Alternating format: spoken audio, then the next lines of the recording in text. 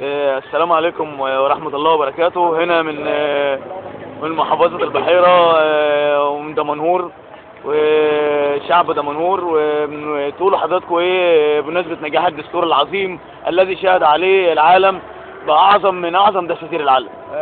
نحن نهنئ الشعب المصري بمناسبة نجاح الدستور، بمناسبة نجاح الاستفتاء على الدستور.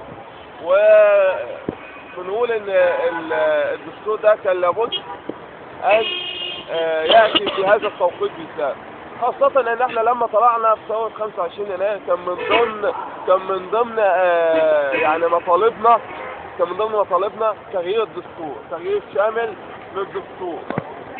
ثانيا انا اهنئ الشعب المصري بهذا الانجاز العظيم، وبقول له انت دلوقتي وصلت للهدف المنشود، ان تجعل هناك شيء بينك وبين السلطه الحاكمه، وان تنظم العلاقه بينك وبين السلطه الحاكمه.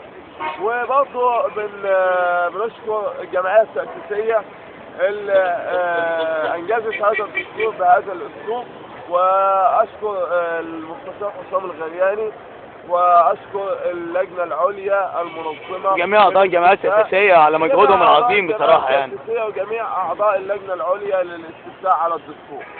انا بوجه كلمه ثانيه لحكام العرب: انقذوا سوريا، انقذوا سوريا من براثن الاسد، انقذوا سوريا وساندوا الشعب السوري. الشعب السوري يتعرض لجريمه اباده جماعيه.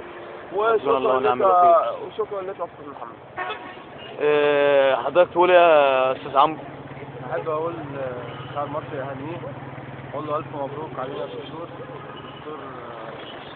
بعد ثوره 25 يناير.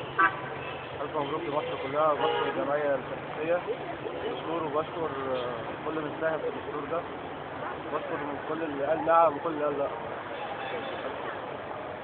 شكرا لحضراتكم. هنا من محافظة البحيرة، من دمنهور ومن ميدان الساعة، وإن شاء الله بإذن الله يعني يكون دستور فتحة خير على البلاد.